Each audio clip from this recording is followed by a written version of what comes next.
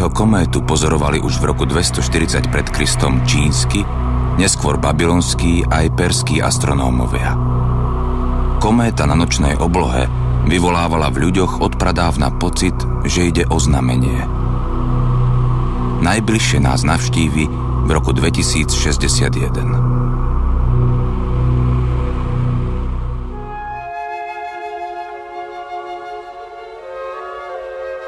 Začiatkom roku 1910 vedecké ústavy Bureau de Longitude a Bureau Central Meteorologique poverujú Milana Rastislava Štefánika pozorovaním predpokladanej zrážky Zeme z Halleyho kométou.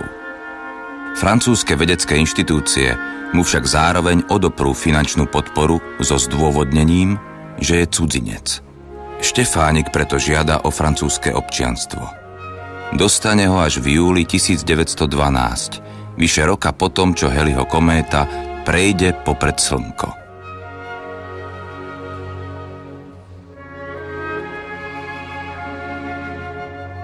Na cestu za ňou sa vydáva s obmedzeným množstvom peňazí a s pasom vydaným v obci Brezová. Cesta za kométou je len jednou z dobrodružných a vysiľujúcich ciest, ktoré Štefánik podnikne. Ako hovorí slovenský cestovateľ František Kele, hoci precestoval všetky svetadiely okrem Antarktídy, sám sa za cestovateľa neoznačoval. On sám si svoju cestovateľskú zručnosť, s ktorou prekonával kontinenty a oceány, neuvedomoval. Cestovanie vnímal ako prostriedok na dosiahnutie svojich pracovných úloh a cieľov. Ako astronóm cestoval za Halleyho kométou, za zatmeniami Slnka, na miesta, kde hľadal ideálne lokality na stavbu observatórií. Dostať sa na Tahiti dnes, v čase leteckej dopravy, nie je také ťažké ani zdĺhavé. Let z Viedne do Paríža trvá necelé 2 hodiny, z Paríža do Los Angeles 11 hodín a do Papeete na Tahiti 9. Oproti lodnej doprave kombinovanej s vlakovou je to blesková rýchlosť a minimum prestupov.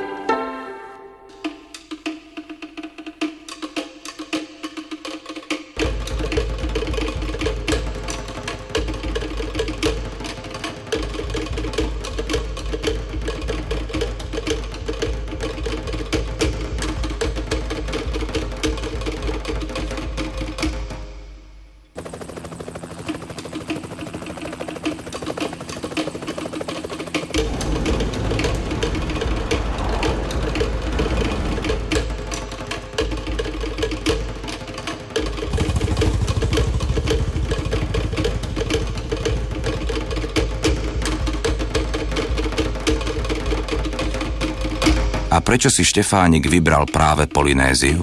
Svojou polohou je totiž veľmi vhodná na astronomické a meteorologické pozorovania. A Štefánik bol práve tým mužom, ktorý objavil význam meteorológie pre vojenské a strategické ciele, najmä pre lodstvo a letectvo. S pravidelnými meteorologickými pozorovaniami sa vo francúzskom letectve na popud Štefánika začalo v roku 1916. Tiež uvažoval o tom, že vybudovanie rádiostanice práve na Tahiti by spolu s už existujúcimi stanicami na iných miestach sveta mohlo vytvoriť sieť, ktorá by prepojila celý svet.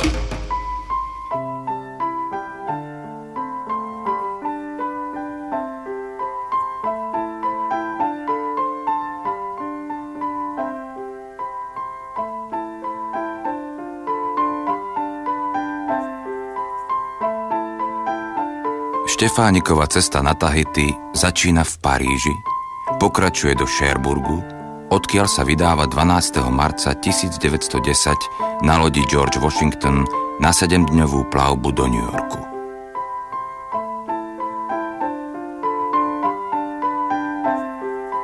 Cestovanie je pre Štefánika vyčerpávajúce, navyše aj preto, že je chorý, má horúčku a svoj stav v liste opisuje. Sily ma opúšťali. Hlava horela a srdce zvierala úzkosť. Ako vyplním svoje poslanie? Na bolesti žalúdka a s tým spojené útrapy telesné i duševné sa sťažuje najmä počas ciest na lodiach. Boli okamžiky, keď môj stav bol beznádejný. Chvíľkami cítim uľavenie, ale kríza ešte nepominula.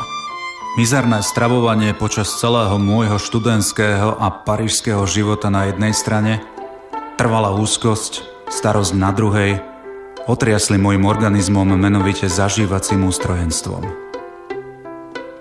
Výlety na Mont Blanc a do Ázie dovršili chorobný proces.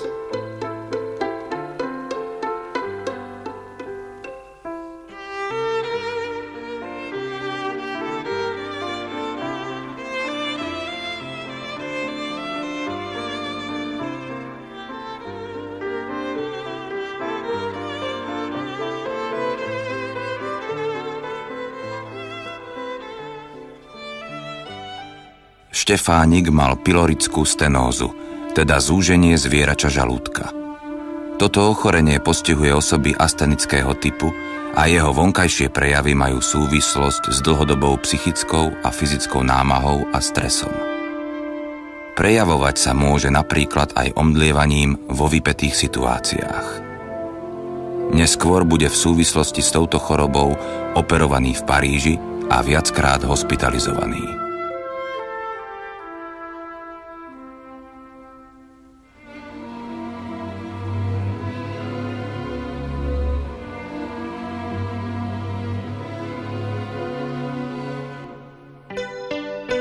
Choroba je prvým zádrheľom na Štefánikovej ceste na Tahiti. Horúčka neklesá, ale podozrenie na zápal pľúc sa nepotvrdí. A tak Štefánik pokračuje ďalej z New Yorku do San Francisca, kde chce stráviť istý čas, pravdepodobne získať kontakty na amerických astronómov, prípadne ďalšie peniaze na pozorovania a výskum na Tahiti. Prichádzajú však ďalšie komplikácie. Za prepravu astronomických prístrojov vo veľkých debnách požadovala dopravná spoločnosť ako clo obrovskú sumu 3000 frankov. Túto sumu vyrúbili na základe falošného deklarovania ceny batožiny, ktoré sa uskutočnilo bez Štefánikovho súhlasu dodatočne. Štefánik hľadal ochranu u francúzskeho konzula, ale márne. Stál pred alternatívou začať súdny proces, čo by znamenalo vrátiť sa do Paríža a vzdať sa svojho poslania, alebo zaplatiť a tak prísť o všetky ťažko nadobudnuté finančné prostriedky. Po dlhšom váhaní sa napokon rozhodol zaplatiť. Po prevzatí debien mu ostal vo vrecku 80 frankov. O šikanovaní na colnici píše pani a slečne Jansenovým, vdove a dcére slávneho a uznávaného astronóma Jansena, s ktorým v Paríži spolupracoval. Ak je v Amerike niekoľko osôb šľachetných, je tam ešte viac osôb a korporácií bez svedomia a hanby. V celku sa mi zdalo, že obyvatelia Spojených štátov stratili zmysel pre všetko, čo sa netýka obchodu. Konečne, 15. apríla 1910 Štefánik vypláva zo San Francisského prístavu na lodi Mariposa naprieč Pacifickým oceánom. Smer Tahiti. Plavba trvá 12 dní. 27. apríla 1910 za nádherného východu slnka vchádza loď Mariposa do Papeckej zátoky na Tahiti. Zvlášť dnes akoby Štefánikovi na uvítanie ukazuje sa v plnej kráse. Mariposa kotví a po odbavení nevyhnutných formalít Štefánik vstupuje na rajskú pôdu, kde nemá priateľov, ale ich ani nehľadá. Nepozná túto zem, krásnu na pohľad, ktorá tu necháva žiť malicherných ľudí, ktorí plnia túto krásu hlúpymi intrigami a nepochopiteľnými zlomyselnosťami. Týmito slovami opisuje český cestovateľ Živnáč, Štefánikov súčasník, ktorý na Tahiti žil a so Štefánikom sa aj stretol, jeho príchod na rajské ostrovy a naznačuje tak odvrátenú tvár jeho pobytu.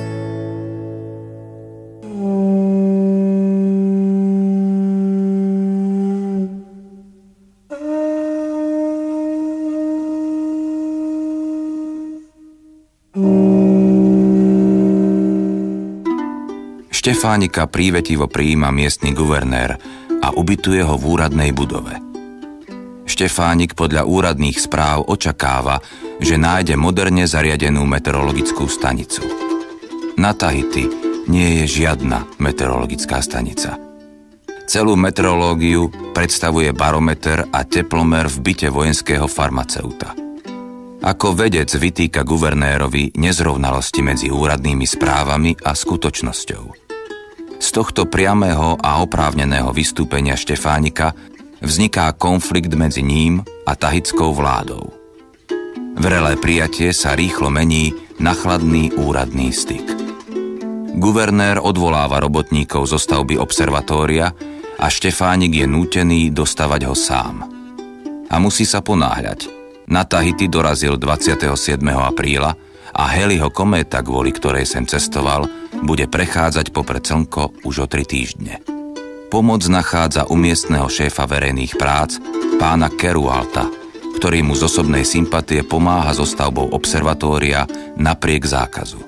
Aj u miestneho obyvateľstva, ktoré Štefánika prezýva Táta Hiofetia, ten, kto sa rozpráva s hviezdami, nachádza podporu. Tmavooky domorodci ho obdivovali aj pre belasú farbu jeho očí. Volali ho Eripene Hapate, čo znamená muž s očami farby morského prúdu medzi korálovými útesmi. A práve s pomocou domorodcov Belasooky postaví 3 meteorologické stanice. Na hlavnej križovatke, v distrikte Tehahupo a Tantira.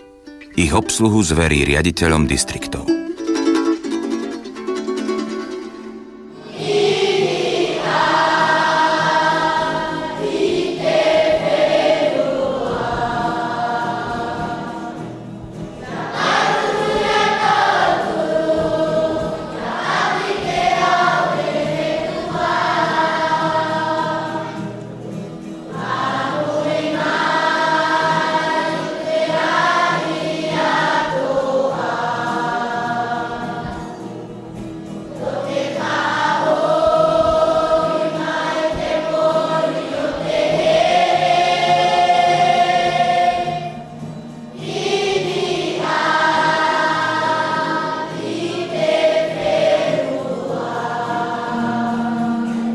Miestni byrokrati zničili svojho času francúzskeho maliara Paula Gauguina a aj Štefánikovi spôsobovali značné problémy.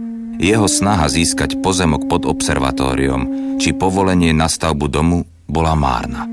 Napriek tomu sa mu observatórium vybudovať podarilo. Jeho kupola mala priemer 8 metrov a stála na ideálnom mieste, čo v dnešnej dobe potvrdili merania uskutočňované za pomoci najmodernejšej satelitnej techniky.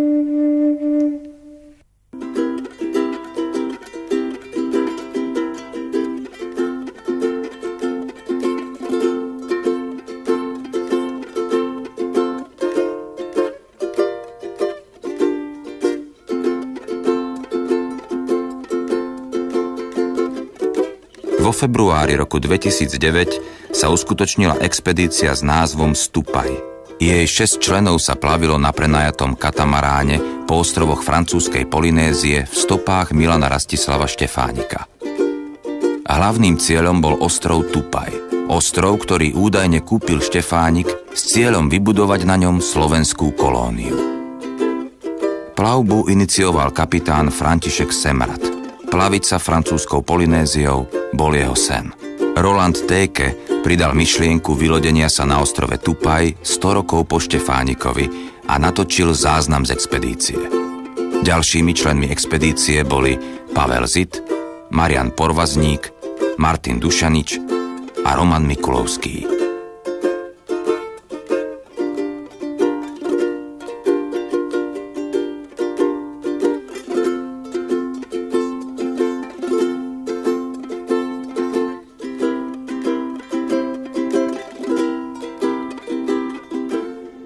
Tupaj je koralový ostrov a patrí do sústavy ostrovov francúzskej Polynézie. Leží 19 kilometrov severne od Bora Bora a jeho rozloha je len 11 kilometrov štvorcových. Podľa Wikipédie nemá stálych obyvateľov, až na niektorých robotníkov, ktorí pracujú na kokosových plantážach. Na ostrove je súkromná letisková pristávacia plocha. Bola postavená v roku 2001 a jej používanie je zakázané. Pohybujeme sa v roku 1910. Štefánik má 30 rokov. Ešte 8 rokov potrvá, kým vznikne Československá republika.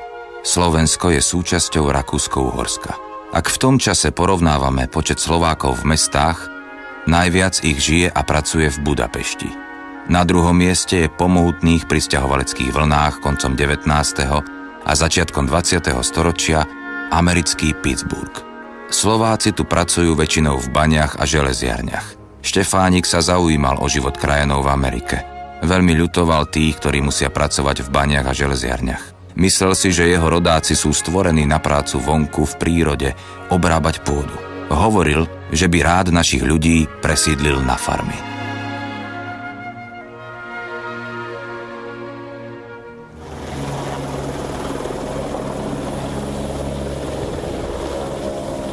S prenajatou loďou sa na ostrov nedostaneme. Priblíženiu bráni nepriestupná hrádza koralových útesov. Ostáva možnosť pristáť na ňom zo vzduchu. Povolenie na pristátie sa však na miestnych úradoch získať nedá. V súčasnosti totiž prebieha niekoľko súdnych sporov ohľadom právoplatného vlastníctva ostrova. Či ostrov bude patriť pôvodným obyvateľom alebo niektorému z jeho neskorších majiteľov, je v rukách justície. Miestni obyvatelia nám však ukázali časť pobrežia, ktorá je loďou dostupná. Pri vyloďovaní expedícií zabráni vstúpiť na ostrov súkromná ozbrojená ochranka na terénnych autách. Pred ochrankou ostrova vystrihali členov expedície už predtým domorodci v Papete. Vyzerá to tak, že sme 4000-kilometrovú cestu k Tupaju merali zbytočne. Jedno zo svedectiev o Štefánikových plánoch osídliť Tupaj Slovákmi pochádza z roku 1929. Porozprával ho Štefánikov priateľ, Francúz Amede, a zapísal Arnošt Bareš. Amede žil na Tahiti 20 rokov a jeho obchodné šťastie bolo vrtkavé. Po Štefánikovom príchode sa spriatelili a obaja svoje priateľstvo dokázali aj skutkami. Amede Štefánika po nezhodách s miestnou správou ubytoval u seba a neskôr s jeho pomocou získal Štefánik ubytovanie na pobreží.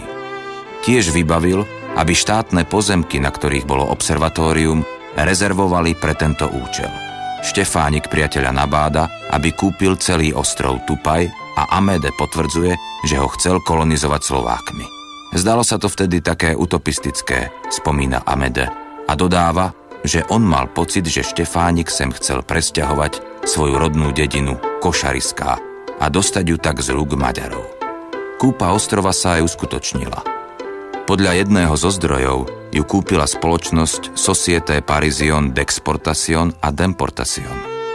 Založil ju Štefánik, ktorý zohnal aj základný kapitál 10 000 frankov a pomohol tak Amédovi, ktorý bol v tom čase vo finančnej tiesni. Spolumajiteľmi spoločnosti boli Štefánik, Amede a pán Oméz. Iný zdroj uvádza, že do kúpy ostrova bola prostredníctvom Štefánika finančne zainteresovaná predovšetkým rodina francúzskeho senátora Šotáma. Na pláne kolonizácie ostrova si Štefánik vzal za úlohu zohnať peniaze na jeho kúpu, vybaviť povolenie od francúzskej vlády, zapojiť Amédeho, ktorý sa vyznal v budovaní a chode plantáží, a nakoniec známych v Amerike, aby pomohli nájsť slovenských kolonistov. V tom mu mal pomôcť pán Ambroze, vtedajší šéf najväčšieho spolku Slovákov v Amerike, a pán Kršák, Slovák žijúci v San Francisku. Pán Kršák sa snažil pomôcť plánu v Amerike. V miestnych novinách uverejnili výzvu, aby sa hlásili slovenskí kolonisti. Prihlásilo sa vraj 40 rodín.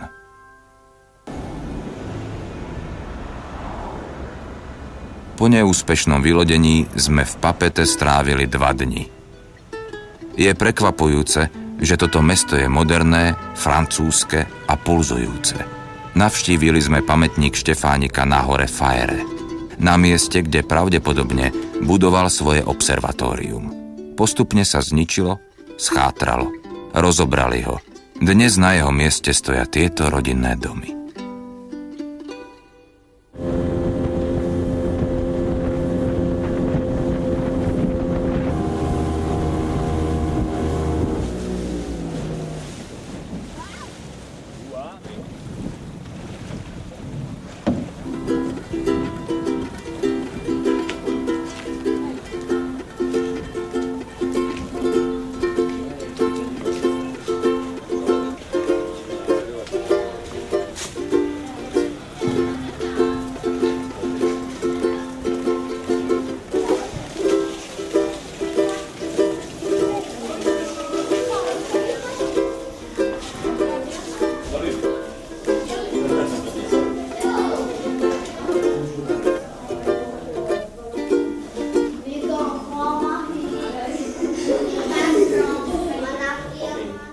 knihe Františka Kelleho o Štefánikovi sme sa dočítali o istej pani Klimovej, Češke, ktorá v Papete vlastní papierníctvo. Je dcérou meteorológa, pána Klímu, ktorý sa usadil na Tahiti v roku 1923. Štefánik ho opustil 12 rokov predtým. Napriek tomu sme ju vyhľadali a spolu s dcérou a jej manželom sme ju pozvali k nám na loď. Chceli sme mať kontakt s niekým z našich končín, pretože počas nášho mesačného pobytu v Oceánii sme nestretli ani jedného Slováka. Pani Klímová sa však už narodila na Tahiti a hovorí po francúzsky. Tlmočil nám preto kapitán lode.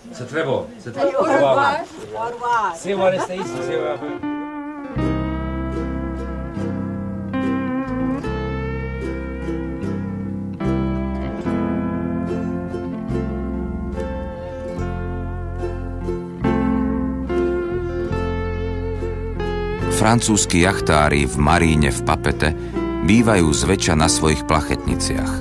Sú to vlastne ich domy a bežne v nich žijú rodiny so 4 či 6 deťmi. V Papete na letisku si jeden brnenský podnikateľ všimol tričká našej výpravy a oslovil nás. Vykľula sa z toho príjemná priateľská návšteva na našom katamaráne. Naši noví priatelia nám odporúčili niekoľko pravdepodobných možností vylodenia sa na Tupai a dali nám zo pár kontaktov na domorodcov, ktorí by nám mohli byť užitoční na našej ceste na tento ostrov.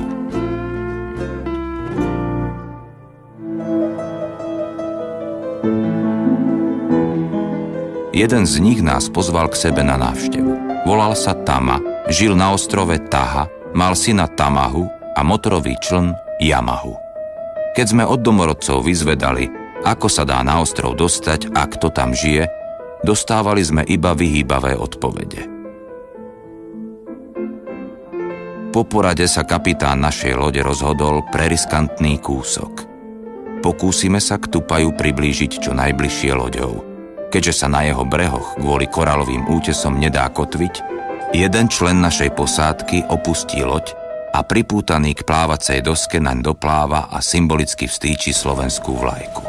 Ak sa to podarí, bude to prvý Slovák, ktorý sa na ňom po Štefánikovi postaví. Musí sa to všetko udiať veľmi rýchlo, pretože okrem prírodných nástrah nám opäť hrozí aj ozbrojený zásah ochranky. 18. mája 1910, v deň prechodu Halleyho kométy popred Slnko, nepriaznivé počasie nežičilo Štefánikovmu výskumu ojedinelého a vzácneho prírodného úkazu. V liste slovenskému politikovi Vavrovi Šrobárovi píše: V okamihu, keď sa nachádzala Zem vo chvoste kométy, nebo sa zaoblačilo. Tam boli moje výpočty a polročná práca. Je to ohromná škoda. Pravda, nehľadiac na tento meteorologický kapric, mám celú haldu výskumov a budem ich mať, dúfam, ešte viac. Okrem observatória a meteorologických staníc v Papete vybudoval Štefánik aj sieť sekundárnych meteorologických staníc na ostrovoch Tahiti, Rapa, Tuamotu a na Markézach. Tak sa mu podarilo vo francúzskej Oceánii vybudovať jednotnú a kompletnú meteorologickú službu, zaškoliť miestny personál a pripraviť projekt klimatologickej mapy tejto zámorskej francúzskej kolónie. Štefánik opúšťa Tahiti. Ako zástupca spoločnosti Bureau de Longitude má pozorovať 28. apríla 1911 úplné zatmenie slnka na ostrove Vavau v súostroví Tonga.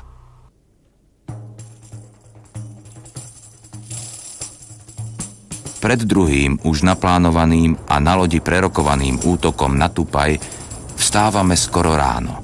K pobrežným vodám dorážame po 3 hodinách pokojnej plavby. Kapitán posledný krát vyhodnocuje letecké snímky a určuje miesto vylodenia.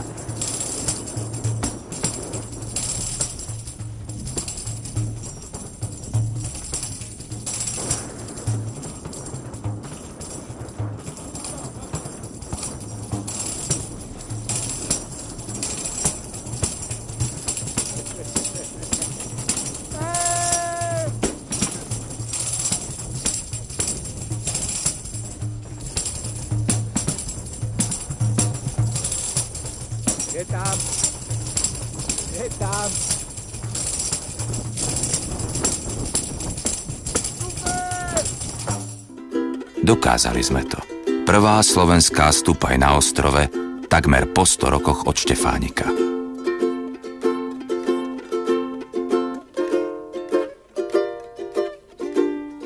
Misia sa končí až úspešným návratom na loď.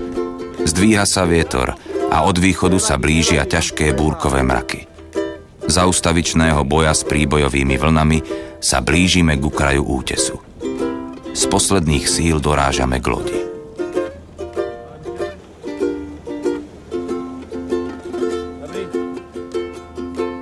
Misia sa podarila. Československá posádka dopravila 2 bádateľov zo Slovenska na druhú stranu sveta. Vyrážame na Bora Bora. Ešte posledný krát sa obzeráme na Tupaj.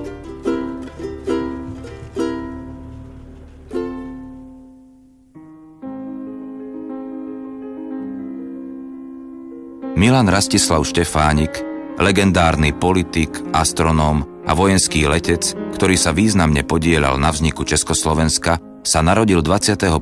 júla 1880 v Košariskách v rodine evanielického farára ako 6. dieťa. Po ňom prišli na svet ďalší 6 súrodenci. V neľahkých podmienkach sa rodičom podarilo vychovať do dospelosti 9 detí. Po maturite v Sarvaši študoval na Technickej univerzite v Prahe stavebné inžinierstvo.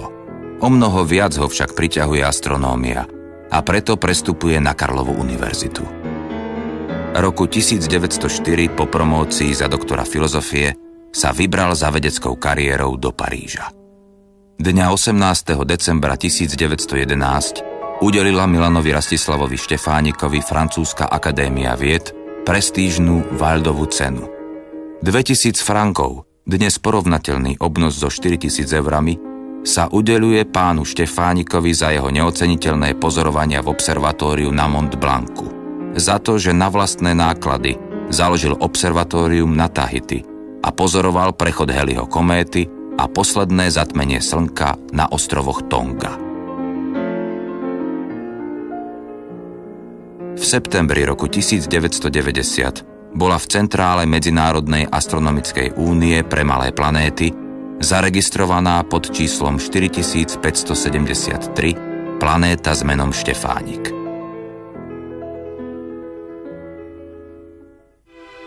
Štefánik navštívi Tahiti ešte raz, v roku 1913. Jeho pobyt trvá 21 dní.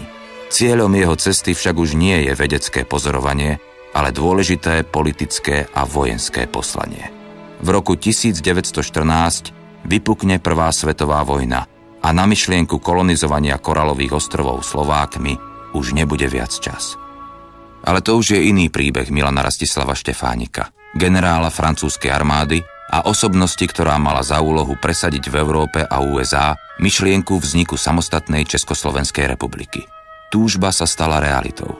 Po skončení Prvej svetovej vojny 28. októbra 1918 vzniká Československá republika. Štefánik sa z Talianska vracia do oslobodenej vlasti. 4. mája 1919 jeho lietadlo havarovalo v Ivanke pri Bratislave.